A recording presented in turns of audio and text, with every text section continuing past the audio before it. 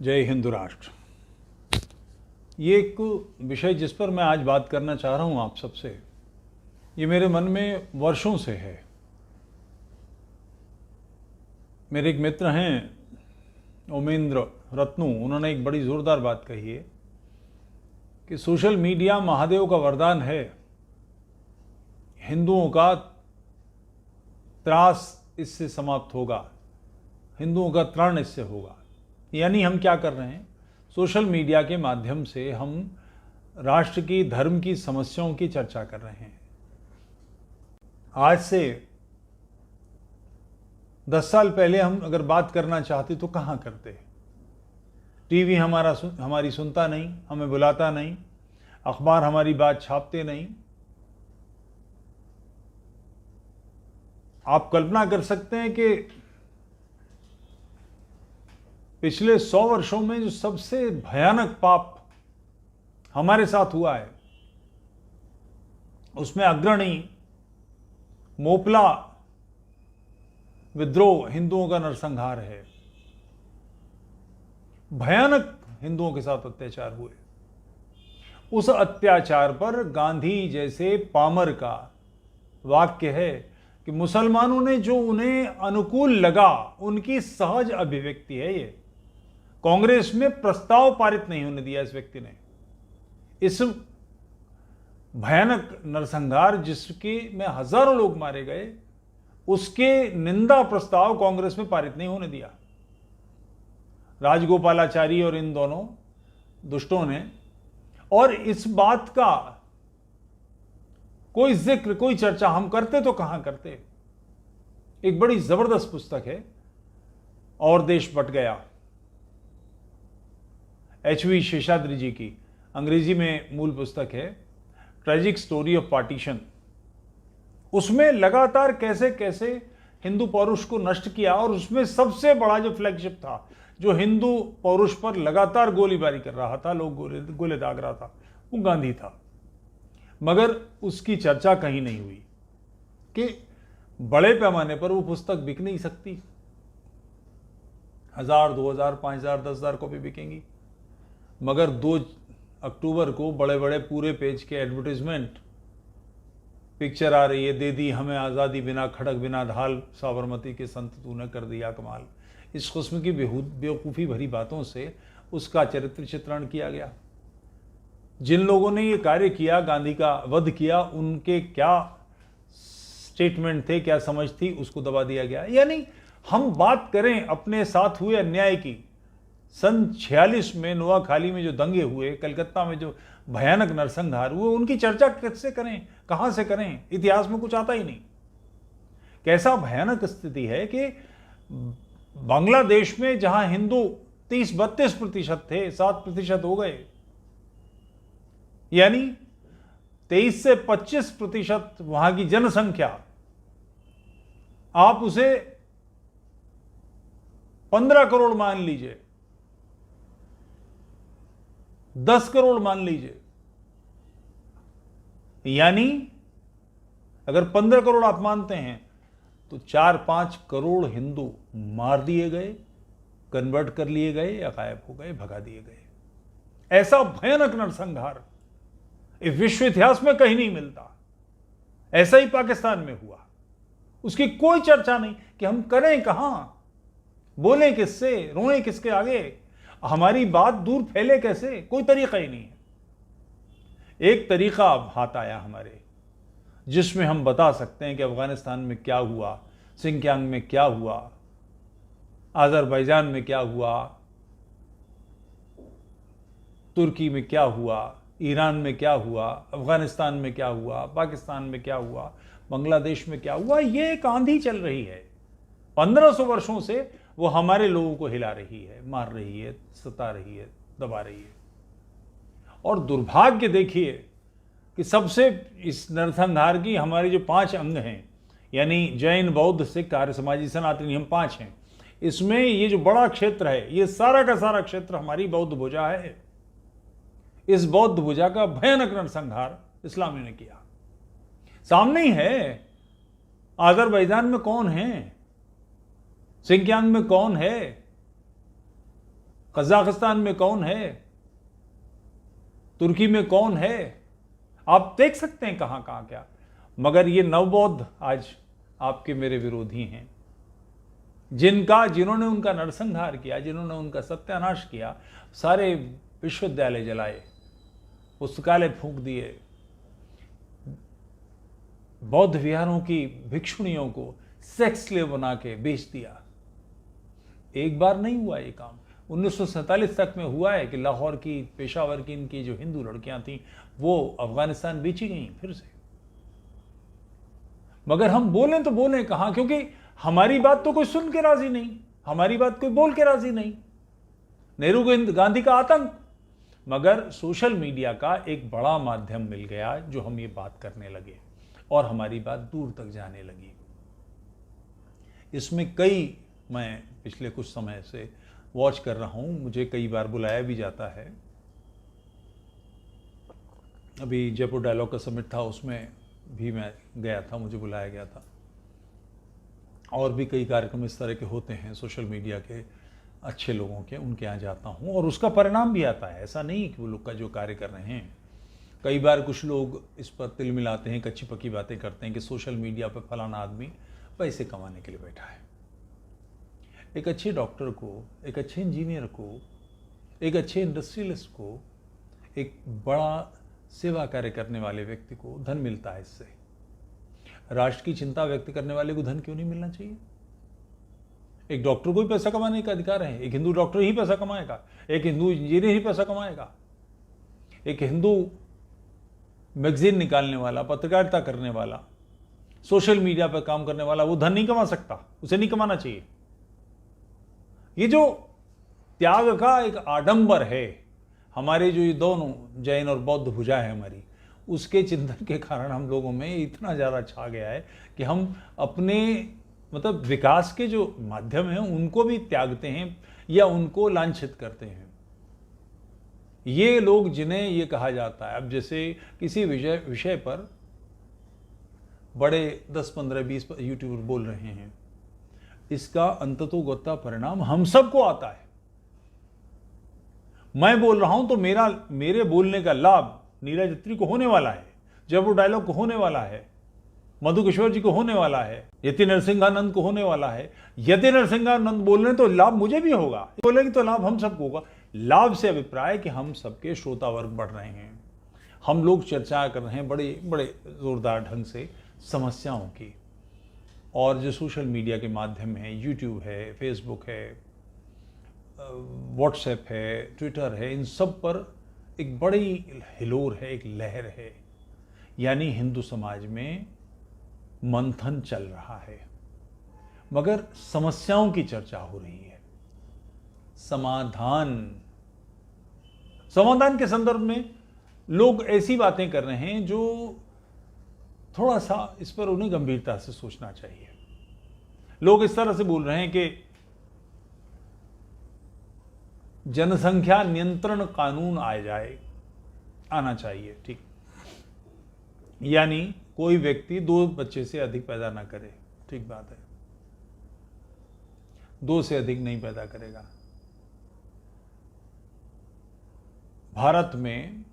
भारत के अंदर जो अराष्ट्रीय तंत्र है, राष्ट्रीय लोग हैं, देशद्रोही हैं, देशभक्त हैं। एक तीसरा है जो इस राष्ट्र को अपना नहीं मानता, जो एक विशेष दिशा में सर करेगा या पैर करेगा, जिसकी सारी चीजें वहां से अनुप्राणित हैं।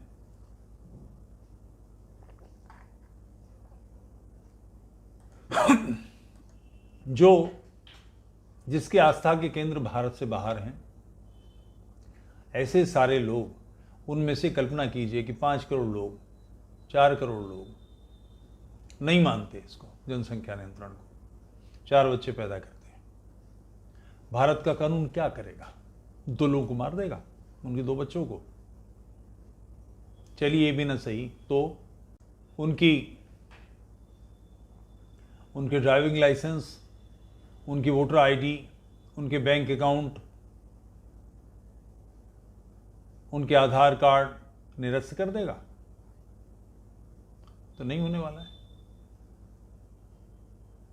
लोग क्या कर रहे हैं, लोग चर्चा कर रहे हैं इसकी कि राष्ट्रपति फलाना काम करें, प्रधानमंत्री फलाना काम करे, मुख्यमंत्री को ये करना चाहिए, सेनाध्यक्ष को ये करना चाहिए, मिलिट्री चीफ को ऐसा काम करना चाहिए। इनमें से कोई हमारे हाथ में है? हम प्रस्ताव पारित करते हैं, चर्चा करते हैं, बड़े पैमाने पर बात करते हैं, मगर क्या ये हमारे संपर्क में हैं? क्या ये हमारी बात सुन के राजी हैं, मानने को तैयार हैं? और अगर ये ऐसी कोई बात करेंगे भी, जनसंख्या नियंत्रण कानून आ गया, फिर क्या होगा? बदलाव क्या आएगा? जो लोग शाहीन बाग जैसे मामूली इशू को से निपट नहीं सके, जो आप कल्पना करें, ये जो हिंदूवादी संगठन है, इसका एक संगठन था राष्ट्रीय सिख संगत, उसने राष्ट्रीय सिख संगठन भंग कर दिया। क्यों? कि पंजाब में दबाव था। जिनके पास इतनी भी क्षमता नहीं है कि जरा सा भी दबाव की राजनीति कर सकें। किसान आंदोलन के नाम पर भारतीय जनता पार्टी शासित प्रदेश के बॉर्डर में, उसकी सीमा के अंदर एक लंबी चौड़ी पलटन बैठ जाती है, ऐसी तैसी हो जाती है सारे ट्रैफिक की, चंडीगढ़ वाला रूट सारा सत्यानाश हो जाता है, महीनों परेशान रहती है। आसपास के सारे इलाके सब कुछ बंद कर दिए जाते हैं, लोग घूम घूम के खेतों में से और गांव की सड़कों से होते हुए निकलते हैं। उन गांव की सड़कों पर ट्रैफिक चलने के कारण धूल उड़ती है, आसपास की जो खेती है वो मट्टी से सन जाती है, नहा जाती है, उनकी सब्जियां नहीं बिक पाती, उनका काम नहीं हो पाता, फिर भी राज्य स्त्रैण बना रहता है, नपुंसक बना रहता है, क्लीव बना रहता है। इनसे आप उम्मीद करते हैं कोई बड़ा काम कर सकते हैं? इनकी बस का है? समस्याओं की चर्चा होगी, क्यों? क्योंकि ये राजनीति है। कांग्रेस इस तरह की राजनीति करती थी, मुसलमानों को धमकाती थी, दिखाती थी कि हमको वोट दो, हमको सरकार में लाओ, नहीं तो हिंदू जनसंघ मार डालेगा, खत्म कर देगा। डर की राजनीति करती थी। ये लोग अब डर की राजनीति हिंदुओं के पक्ष में कर रहे हैं।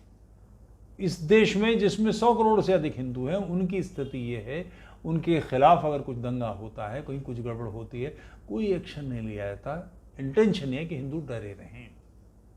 उस डर का परिणाम, हिंदू डरे रहेंगे तो हमको वोट देंगे। वही काम जो कर रहे थे कर रहे हैं। तो हमारे इस समस्या से निपटने के लिए हम क्या करें?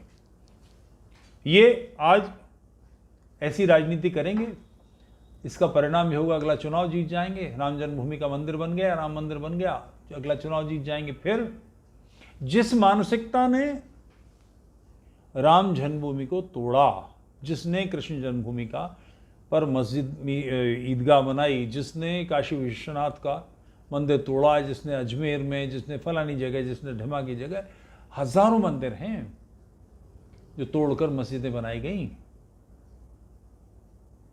इस समस्या का समाधान कुछ होगा कि नहीं? और समाधान क्या हो सकता है? कानून बनकर यह मामला नहीं निपट चलने वाला। ये कानून इससे नहीं निपट सकता। यह मेरे आपके करने की चीज है। हमारे हाथ में न राष्ट्रपति है, न प्रधानमंत्री है, न मुख्यमंत्री है, न सेनाध्यक्ष है, न सुप्रीम कोर्ट का जस्टिस है, न राष्ट्रपति। हमारे हाथ में क्या है? हम खुद, मैं स्वयं। तो ऐसी कोई योजना जिसमें आप और मैं इन्वॉल्व हूं, जिससे कुछ बदलाव आए, मैं इस पर बात करना चाहता हूं कि एक लंबा डिस्कशन। और मेरे मनस्थिति यह है कि मार्च में इस कार्यक्रम को करें। कृपया मुझे आप लोग बताएं, यह कार्यक्रम किया जाना चाहिए कि नहीं। तालाब में एक पत्थर फेंके जोरदार, लहरें उठें, उन लहरों से कुछ बदलाव आए, कुछ परिवर्तन आए। मेहनत तो करनी पड़ेगी। हमारी स्थिति यह है कि हम समस्या के बारे में बात कर रहे हैं, मगर उसके समाधान में चूंकि रिस्क है, इसीलिए हिंदूवादी संगठन कोई भी आज की स्थिति में समस्या पर बात करके राजी नहीं है, बल्कि और ऊट फटांग। आप कल्पना करें कि इस देश में राष्ट्रवादी संगठन का एक प्रमुख व्यक्ति कहता है निजाम हैदराबाद का काल हिंदू मुस्लिम एकता का काल था। इस महामूर्ख को कुछ पता है? रजाकार चले हैं, हजारों हिंदुओं को मारा गया है। भारत यानी हैदराबाद रियासत से बाहर के जो हिंदू क्षेत्र हैं, भारतीय क्षेत्र हैं, उनमें ट्रेनों पर हमले किए गए हैं, गांवों पर हमले किए गए। यूं ही नहीं हुआ है ऑपरेशन पोलो। ऐसे लोग हैं जिनको मोहम्मदी हिंदू दिखाई देते हैं, इस्लामी। अगर मोहम्मदी हिंदू हैं, यही चिंतन दर्शन है, तो फिर विभाजन किसने किया? हिंदुओं ने। समस्या क्या है? कश्मीर से किसने निकाला? मोहम्मदी हिंदू ने, हिंदुओं के एक वर्ग ने। समस्या क्या है? तो ऐसी जो विचित्र मानसिकता है, ध्यान आए, इन सब ने अखंड भारत की बात करनी बंद कर दी है। अब ये कमरा बंद करके इस्लामी नेतृत्व के साथ बात करते हैं, दाढ़ियां सहलाते हैं, इनके कार्यक्रमों में जाते हैं, इनकी किताबें रिलीज करते हैं। क्यों कर रहे हैं? जिसके लिए संगठन बने थे हमारे, जिनसे हमारे पूर्वजों ने पंजे डाले थे, जिनकी बाहें मरोड़ी थी, अब हम उनके साथ गलबैयां कर रहे हैं। क्यों? इससे क्या होगा? क्योंकि चुनौती देने के लिए में तो आवश्यक थोड़ी कि हम ही जीत जाएंगे, तो वो भी जीत सकता है, हमारा सर भी फूट सकता है। तो सर फूटने का काम क्यों करें? कार्यक्रम करते हैं, कमरा बंद बैठ के करते हैं, पर्याप्त है। इतने से समस्या उसका समाधान हो जाएगा। ये गली मोहल्लों का संघर्ष है। इस संघर्ष को करने के लिए राष्ट्र को तैयार करना आवश्यक है। मैं आप लोगों से पूछ रहा हूं, कृपया मैं विनती करता हूं, इस वीडियो को अधिकतम प्रसारित कीजिए। जहां जहां जो जो चैनल इसका इस्तेमाल करना चाहता है, जो जो यूट्यूबर करना चाहता है, करे। मनस्थिति मेरी यह है कि 11-12 मार्च शनिवार और रविवार को एक बड़ा कार्यक्रम, जिसमें देखिए ये पिरामिड है, एक समस्या। पिरामिड में नीचे 10 लाख पत्थर हैं, 8 लाख होंगे, फिर 6 लाख होंगे, फिर 4 लाख होंगे, उसके ऊपर 2 लाख होंगे, फिर 1 लाख होंगे, फिर 50,000 होंगे, 30,000 होंगे, 20,000, टॉप पर एक पत्थर पहुंचेगा। ये उल्टा है। 1 से 5, 5 से 25, 25 से 250, इस तरह से नीचे से हमें अपने वर्ग को फैलाना है और समस्या पर, समाधान पर बात कर रही है। परेशानियां नहीं बतानी। आवश्यक है कि हम कोई रास्ता निकालें, क्योंकि इसकी जो गेटवे है, एक विंडो खुली है। मुझे नहीं लगता कि 10 वर्ष से अधिक का समय है। इस 10 वर्ष के अंदर प्रत्येक अराष्ट्रीय व्यक्ति को, प्रत्येक राष्ट्रद्रोही को, प्रत्येक देश के, धर्म के, राष्ट्र के विरोध में चलने वाले चिंतन को समाप्त करना अनिवार्य है। अन्यथा ये देश फिर गुलाम हो जाएगा। यह आवश्यक काम है, करणीय कार्य है। क्या ये होना चाहिए? इसका उत्तर मुझे दें, कमेंट में दे सकते हैं, नहीं तो दूसरा मेरी ईमेल आईडी tufailchaturvedi@gmail.com, tufailchaturvedi@gmail.com। इस पर चर्चा करें, इस पर बताएं मुझे। मैं चाहता हूं कि कम से कम 1000 लोग ऐसे जो अपने पीछे 20-20, 50-50 लोगों को रखते हैं, उनको एकत्र करें, या जो 20, 50, 100 लोगों तक पहुंचने की महत्वाकांक्षा जिनके अंदर है, जिनके अंदर लपक है, जो चाहते हैं, जिनके अंदर एक आग है कि हम इस कार्य को करें। कमराबंद बैठकों से नहीं होने वाला है, सड़कों पर तो उतरना पड़ेगा, जूझना पड़ेगा, अनिवार्य है ये कार्य। इस कार्य को करना एक बड़े पैमाने पर, और फिर एक हिलोर दौड़ जाए, इस काम को किया जाए। विचार आए, हम विचार मंथन 2 दिन करें और उसका कुछ निष्कर्ष निकले कि ये करना है। एक ब्लूप्रिंट, बिना ब्लूप्रिंट के ये काम नहीं हो सकता। हवा में लट घुमाने से नहीं बात बनने वाली। मालूम होना चाहिए किसका कैसे पिया पांचा करना है। इस ब्लूप्रिंट को बनाने, इसको डिस्कस करने, इस पर चर्चा करने के लिए मैं आप सबका आह्वान कर रहा हूं। अगर एक अच्छी संख्या में हम लोग बात कर पाते हैं, आप और हम जुड़ पाते हैं, तो 11-12 मार्च को एक बड़ा कार्यक्रम, इंटेंशन सीधी सी, दृढ़ता के साथ, कुछ ऐसा जिसमें केवल मेरी भागीदारी मैं करूंगा, और ऐसे कुछ 100, 200, 500, 1000, 2000 लोग आज इन 1000, 2000 लोगों से पीछे 10, 20, 50,000, और ये लहर एक दूसरे को उठाती चली जाए, ये पूरा तालाब मर जाए। केवल इतनी बात हम इसको निश्चित रूप से कर सकेंगे। एक बार मनस्थिति बनाएं, कार्य करें। इसके लिए मुझे आपसे धन भी चाहिए। न्याय मंच ट्रस्ट बन चुका है। इसमें आने वाला प्रत्येक पैसा राष्ट्र का है, धर्म का है, धर्म के लिए पौरुष प्रकट करने वालों का है। आने वाली भगवतियों की सेवा, इस्लामी भगवती आ रही हैं उनकी सेवा के लिए है। इस्लामी साहित्य को एक्सपोज करने के लिए है। इन्हीं लक्ष्यों के लिए हम ये कार्य करेंगे।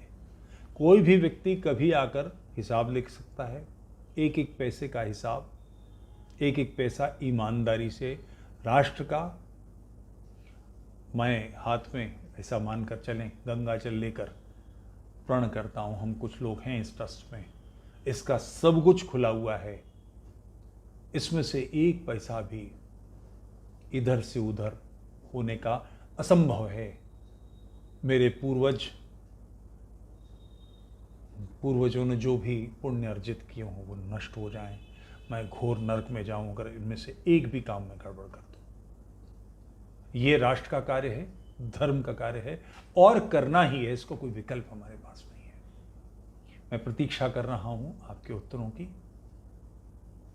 इस बात को दूर तक फैलाएं जिससे इस पर गंभीर मंथन हो सके। बहुत अधिक समय नहीं है, 1 सवा महीना है। जय हिंद राष्ट्र।